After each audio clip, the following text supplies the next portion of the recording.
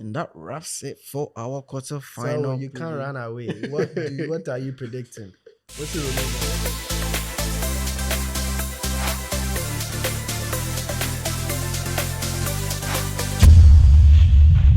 Sulia,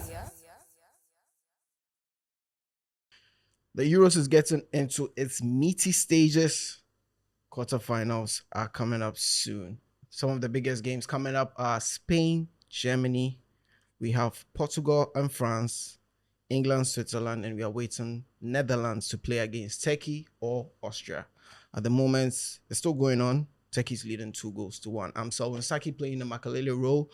And on the left wing is... It's Messi, the greatest of all time. And Lamine Yamal, let's go. the new kid on the block. With Lamine Yamal, the new kid on the block, heating up in this tournament. First of all, let's go into that big game, Germany and Spain.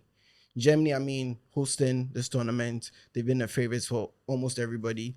But Spain, come on, man. They are pulling it up and they are looking very, very dangerous getting into this quarterfinal. What do you think about them, my bro? I feel like heading into the tournaments, they were a team that, like, everybody knows what Spain brings to the table. They know their possessive game, but because of what they did from 2008 to 2012 with their golden generation, I feel like a lot of people wrote this squad off because the squad didn't have the kind of profiles that team had. Like, they don't see the Spanish team and the strikes fear. And Right. But then I remember speaking to some people before the tournament started, and I said that I don't feel a lot of teams will want to play Spain after the tournament starts because a lot of people don't really look at it, but that their golden generation team was full of a lot of midfielders. Yes. So if you actually analyze the squad, it wasn't as balanced as 2012. Especially 2012. Yeah, the midfield striker, all midfielders. They were just midfielders. Yeah. But those players were so good that they could get the job done. Exactly. People like Fabregas had to be pushed higher up the field in a way because they're quality players. But with this squad, I feel like this is the most balanced Spain has been in a while. Like, they have almost like a little bit of everything. Like, even with the players that they are wide forwards that are the most exciting at this tournament. They have Ferran Torres on the bench. They have Olmo on the bench who like give you different things. When they come on, they score. Yeah, they score too, and they are not exactly the same profiles like Nico. And Lamine. So it just gives De La Fuente options, and he's an interesting coach himself for someone who he's risen up the ranks of Spanish football. He won the under-19 tournament. He won with the under-21 side. Then he got a senior job and won the UEFA Nations League. So he's also like been steady rising. It's nice to see what he's doing with the team. Germany will be a stern test because the Germans too are really the business themselves in this tournament. But I feel like a game of this nature will be down to fine margins, like who will get that chance and take it. And the game will rest on the youngsters. Like, as funny as it is, a lot of the things that will be the breaking point for both teams will rest on the young players. Musiala, Vitz, Nico, Yamal. I feel like those little areas are where the games will be won. All right, Larry, let me put you in Nagelsmann's shoes. You're going to play a quarterfinal against Spain. They look like the biggest team in this tournament at the moment, apart from the Germans. How are you going to stop Nico Williams and Lamine Yamal? Wow, I wasn't expecting that question. I think I'm just gonna field what I've already had in the previous games, But the beautiful thing about Germany is that they have some of the best fullbacks in the tournament. Joshua Kimmich is solid defensively as he is in attack. And we all know the new kid, Mittelstadt, right? Well, even when they use Rom too, it's also very good. Yes. So defensively, I think Jonathan Tah, we have Rudiger. Is a very solid Schlotterbeck. Yes, very, very solid. So you can even go 3 back and then bring in Schlotterbeck and just let Mittelstadt and Kimmich bump, because we all know that bump forward. So we all know that Vets and Musiala are not going to be your traditional wingers like we have in Spain. They're going to cut in forward. So I want them to capitalize on their fullbacks and even changes to wing backs instead.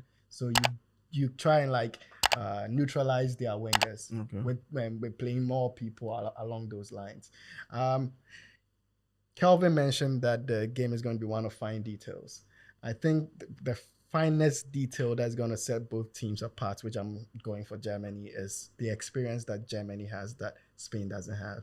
Because Germany is a good mix of the old and young. And that's the beautiful thing about this German side. They have the Kroos and the Neuer who have been tested, battle tested at various levels of, and they've lost quite badly. They've really endured disgrace, but they've triumphed at the World Cup and other tournaments. So I think it will take that kind of experience mixed with the blistering excitement of the kids. So I'm looking forward to this game. And Kelvin was saying earlier that this is the finals. Whoever wins this is going to win the tournament. Interesting. So, okay, you talking about how they are going to neutralize the Spanish attack. What will the Germans also do to break down the Spanish team? Because they also look like they have a solid defense. So the thing about this German side is with the way they start, they often start with Havertz, as the number 9. He's not your prolific goal scorer, but Havertz brings a lot to the game. But if that doesn't work, who are we going with? You give me that answer, Fulcrum. So that I think they can overwhelm the defense of Spain, which is not their strongest attribute. I'm not saying they have a weak defense, but that's not the strongest side of their game. But then the Spanish also like to keep the ball. And so the Germans can play both ways. So in this game, who's giving out the ball? That's a difficult one, because I feel like for almost everything Germany comes up with, Germany have Kroos, Spain have Rodri. It's a crazy game. Germany will bring Gundogan, they'll bring Fabian Ruiz. Yeah, they like almost everybody. It's almost evenly matched. It's almost evenly matched. Like you're speaking about a possible 3-back and using the fullbacks of Germany. But then would you want your fullback coming at Spain when those 2 young boys are the ones who are going to be running? Yeah, the space to leave at the back. Yeah, that's what I'm saying. You do a 3-back then. So so on the pitch, if maybe your fullbacks move forward and then you do the 3-back, now your 3-back will have to open up. They can push more midfielders into the spaces. So the dynamics are there, but it's up to the coaches to handle that. This would be the making of Nagelsmann. It's very important for him. I feel like he's done a great job with his German side. Yeah. Honestly, because ahead of this tournament, right, they were losing some games, getting things. People say, is Nagelsmann the right man for the? Did they? Were they premature with trying to get Flick out and everything? Already looking at how it went with Nagelsmann at Bayern, is he the right man for the job? But you could realize that at the start, he was just trying to find the balance that would work. Playing Havertz on left back and all of that. He just needed to see what would work. And he has found it in the nick of time. And that is why I think Germany is going all the way to host and win. So for you, Germany is winning against Spain? It's winning the tournament. Kelvin? Me, I'm España. La Roja. Yeah, La Roja. Any scoreline? Scoreline will be difficult. Extra time. To add to the Nagelsmann points, what I really like about what he's done with this German team is it's something Southgate gets a lot of stick for with England, that Southgate hasn't found a way to get all of England's best players into one 11 that functions well as a unit. And I feel like Nagelsmann has done that very well with Germany. There are a lot of people who used to say that they don't see Vitz and Musiala playing in one team and it working out. And I feel like he's found a way to get all the best pieces of this German side into one unit that actually works. Yeah. To add to that, once you're giving credits to my German side, I'll give credit to yours. We are all happy with what we are seeing from Lamine Yamal and Nico Williams. It's like the wingers are back. And Kelvin was telling me that, like, credits to Vinicius and Co. laying the path for bringing back wingers. So I like the wing play from both players on the Spanish side, and I'd like to see them at Barcelona together. All right, now let's get into another big European game. 2016, that was the European final for this Euros, and it's back again. It's Portugal versus France. Wow. The baton, will they be handed finally from Ronaldo to Mbappe? The mid-off. Why is it mid-off? You make it. I feel it's a mid-off because at this tournament they've not been exciting. Both teams, for the talents they have in their arsenal, they've played games that I've not enjoyed. So I don't see their coaches changing much, especially at this stage of the tournament where everybody's really trying to be calculated and get the results. And get to the destination, which is the final. So I don't see them doing too much out of what they've done at the tournament already. That's why it looks like an exciting game on paper, and past it has been exciting games, but at this tournament, I'm not expecting an exciting game. So what do you think? In this game, I'm moderating. I'm coming to you. Let me moderate. Yeah. So, okay, before this, one of the episodes we discussed was Ronaldo. Is he still the GOAT or not? But in this tournament, Larry, I want to put it to you. Do you think Mbappe has been the Mbappe we know? No, he hasn't. He hasn't. And this game, he should prove it. Like I'm saying, me, I'm big on stories. So the handover of the baton, score Ronaldo, show him that it's your time now. And this is the game that you have to come alive. Yeah, you have to come alive to the moment. He shouldn't disappoint. The mask is not an excuse. Mbappe should go all out and prove why he's the best player in the world. Because some are calling Vini the best player in the world. Because Vini is the best player in the world. And this is coming from a Barcelona fan. Yes. Yeah, but Vini is the best player in the world. I can't even deny it. Okay. So in this game against France, Portugal, I mean, they are your neighbors if you're sporting La Roja. So let me put this to you. Do you see Portugal stopping this French team? Are they going to do what they did in 2016 again? It's very possible because France, mind you, Portugal haven't had a problem scoring in this tournament. They've not played the best of football, but when they need to get goals, they got goals. France have been struggling with goals. They've not scored a goal in open play. It's only that penalty Mbappe scored, and it's not really good for them looking at the kind of talents they have in their team. I really find it disappointing. Portugal can't do it, but what I wonder is, I feel like a figure like Ronaldo should move to the bench at this point in time. As much as he's that factor. Who replaces him in the team? I think Jota can do a good enough job if he's played as a striker. Jota can finish well enough. He can fill in those boots. And Ronaldo is past his best years. I feel like at this point in time in his career, he should be an impact player. He puts fear in defenders. So if 87th minute, Ronaldo comes on. I can't imagine that.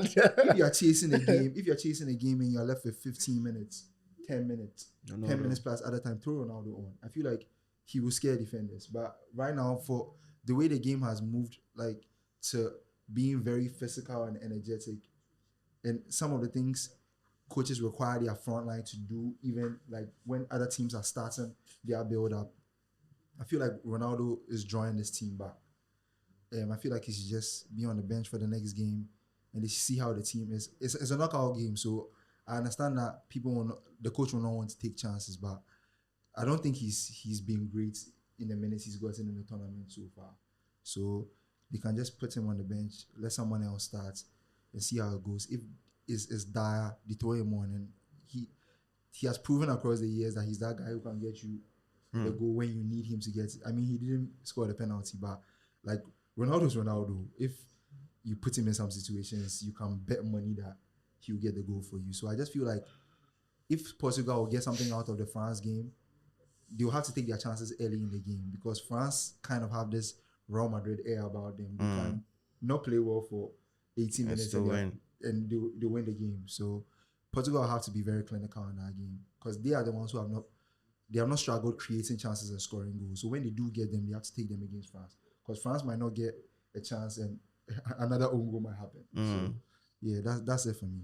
Larry, I feel like France, they have a very good defensive team with Koundé, Saliba, Upamecano, Hernandez. They are all on form.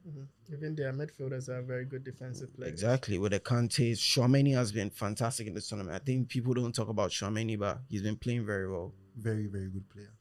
How is Portugal going to break them down? They have Leao on their left. Who's on Portugal? It's good that you brought that because he has to show up. Yeah, Leao. Tell me about Leao. Yeah, because Leao, it's going to be Leao versus Koundé. Yeah. Oh, that's an exciting matchup, right? Leao, it's like that kind of player that you know of the potential. Yes. You're asking if he's the next 90 million, 100 million player to make the next move, but it's tournaments like this that you kind of couch a price tag for yourself. You know, so Leao has to be able to create spaces because you can't leave all the creative burden on Mbappe. because he's supposed to be the man who is firing you to victory. So I want to see more creativity from Didier Deschamps' side. I haven't seen much of that. We all know that France since Euro 2016, because they were very exciting, the Pogba, Payet era, they were very exciting, but now not really. They are very conservative, and they try and get the defensive things sorted out and then expect some magic up front, but that might not work. But like you're asking, the question is, how are they going to break the France side down? The first thing is to agree with Kelvin. Ronaldo shouldn't start. Unfortunately, he's not good enough anymore for a 90-minute stretch. Good enough for a 90-minute stretch. It's about fitness. So Ronaldo is not good enough. Yeah. So Ronaldo is not that good anymore. And he's not able to interplay and then work hard for the team. And Jota should start. And when there's that, and maybe they'll be able to bring in the Brunos who likes to float around, right? And there will not be too much pressure to keep feeding Ronaldo. That becomes a problem. When there's this one person, give him the ball, you'll not be able to get your answers. But when it's like all three are possible threats, then you kind of like get a little jittery. But we have, let's say, less Mark Ronaldo. It's an easy job for France. So who's going in for you? Who's going through to the semi-final? Portugal and France. France, just based off. And who did you choose for the first one? Germany, Spain? Germany. So France, Germany semi-final. Yes. Alrighty. Germany's winning that one too. And Kelvin, who's La Roja playing? I'll have to go with France. France. Yeah, I'll have to go with France. I feel like when it gets to the point where the inevitable has to happen, they are the ones who usually come up with those kind of things. I also like to say that I feel like France aren't doing their best creatively in this tournament because Griezmann is not having a great tournament. I've said this thing before that I feel like a lot of people attribute France's success of late to the coming up of Mbappe, but this team has really across the years under Deschamps been Griezmann's team. Griezmann's team. Yeah. And this tournament, it hasn't been it for him. And France are struggling because he's usually the person that Deschamps tasks the creative duties with. Right. Because most of his other midfielders are very defensive-minded, defensive inclined. So Griezmann has a lot of responsibility to create for the team. And this tournament, he's not been firing. So France are struggling as a result of that. Alrighty, now let's move into the team that everyone likes to talk about. England versus Switzerland. That should be a walk in the park for England, or what they've shown us. They can't walk on any park. They can't walk on any park. They should try their best. But yeah, more seriously, I think while it's we can all respect Switzerland, no one would say Switzerland should have done more if England wins. The pressure is on England. Like I was saying in the earlier segment, that this is viewed as the relatively easier path to success. So England, all English people or England sympathizers and empathizers, if you're watching this, you don't have any option. Because some people are saying the final self is an underachievement. You people said it too. So finally is really coming home because it's the best, let's say, assembled group of talents that England has ever had. It's debatable because their 06 squad is also there. But yeah, England should be able to figure their thing out and get the win. Switzerland will have a lot to say about that, but I fancy England just because they have more to offer. All right, Kelvin. Switzerland are probably one of the most organized teams at this tournament. So England are going to have a tough time breaking them down. I feel like for Gareth Southgate, if he wants to get this game right, he has to do the simple things and do them well. Don't complicate things. I feel like for him, I was telling somebody earlier today that for the kind of squad he has, I don't even think he needs to be an excellent coach. He just needs to do the basic things right. First thing is play people in a natural position. Bellingham is not a thing. Play him in his natural position. Foden is not a wide man. Play him in his natural position. He should just do the basic things right for England, and I think England should win because of sheer quality. There aren't too many teams that are the Euro that are better than England. And I was having a conversation with a doctor friend of mine who is a football enthusiast, Henry, before the tournament started. And we were both speaking about how England's ceiling is probably the final of the tournament and Spain's ceiling pair, the squad they have is probably the quarterfinal. Yeah. But coaching is what is making the difference between the two sides. Facts. De La Fuente is really coaching the Spanish team well, even though they don't have players to the level of maybe France or Germany or even England themselves. But the coaching is bridging that gap. But England have that quality in their team, and the coaching is creating a gap between them and the top sides at the tournament. So Southgate should just do the basic things right in this game, and I don't think it's a game England should lose. I also think that with England, people are saying, I mean, they have great players in attack, but they are not scoring enough or creating enough chances. Their best team has probably been in the defense. But one of the key players in there is Maguire, but he's suspended. Whew. How do you think Southgate is going to solve that problem? I genuinely don't know, because he's a player who, I mean, I knew he was good, but then like this tournament, I had to watch him again. Like, okay, like you're that good. Yeah. So it's going to be a big miss for England. I don't know what he does with his back four with Gay there, but there's Konsa, there's Dunk, there's Joe Gomez. Because apparently Trippier is also either injured or suspended. I don't know. I think injured, yeah. Then he should just do what I was saying earlier. Play people in their natural positions. Gomez can play left back because he plays left back regularly for Liverpool. Yeah. Put him there. Put Konsa at centre back. I mean, Konsa won't replace Gay like for like, because I feel Mark Gay is a better player, but he can get the job done. So, and at this point in time in tournaments, that's really what it is about. Get the job done. Like, get it over the line. And English fans want to see their team play well. As I think that's one of the things. They want to blow people away. Yeah, they want to. They feel like they have the quality in their squad to go out and impose their game on other teams, and they aren't doing that. So this game is a game I would like to see England. If they want their fans to rally behind them, I feel like this is a game they'll have to turn it up another level. Like, if there's another level for England, the Switzerland game has to be the game they turn that notch up. Larry. At the end of the game, who do you see winning? Switzerland or England? England. England is winning. All right. Take you 1-2-1. Okay, Kelvin, so finish with a wrap up. Me. England, Switzerland. My heart tells me Switzerland, but my mind tells me England. So, yeah, it should be England. With the quality they have, they should get over the line. And that takes us to our last quarter-final game. And at the end of round of 16, we have Turkey beating Austria 2-1. And Turkey will be playing Netherlands in the quarterfinals. That was also another tough game here. Netherlands won 3-0 today against Romania. Larry, Netherlands, Turkey. Before we continue, so Romania take a shit at all now. Oh yeah, it's gone. It's gone through the it's gone. They should have been through, but yeah, let's move on. So Netherlands, Turkey finish up our quarterfinal preview. Larry, what do you see in that game? Just to be fair, I've not watched any Turkey game yet, so I'm not even going to give some stupid analysis. I'm just supporting my Ghanaian brothers on the orange side. Oranje.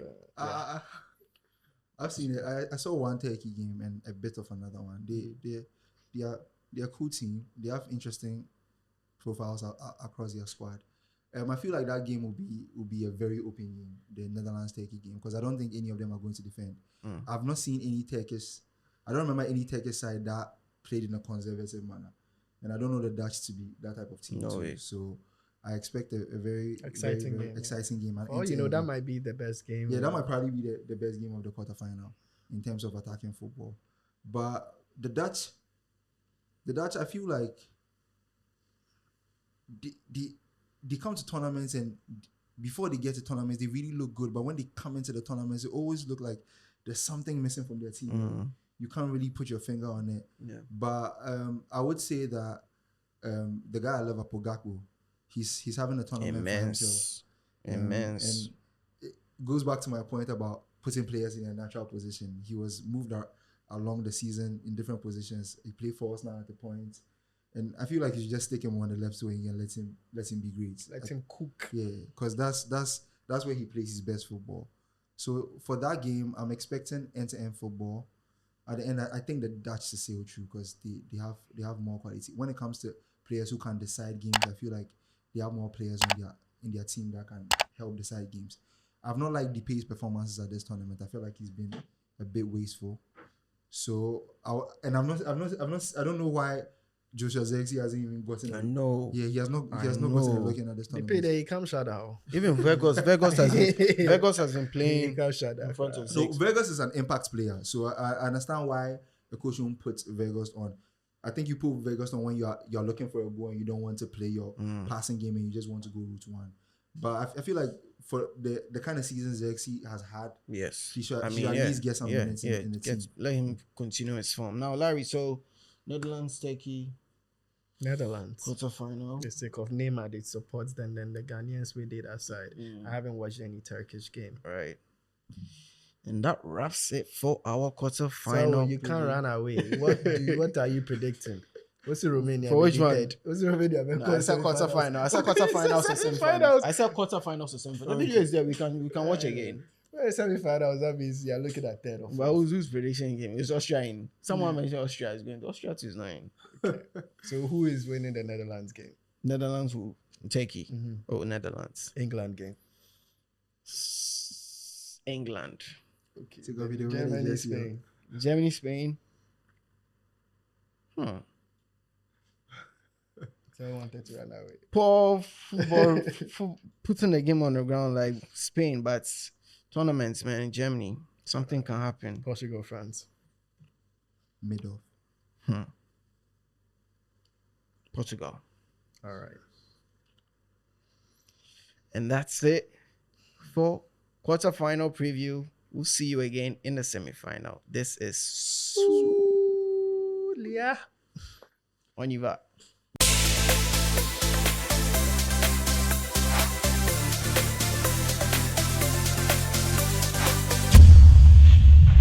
Sulia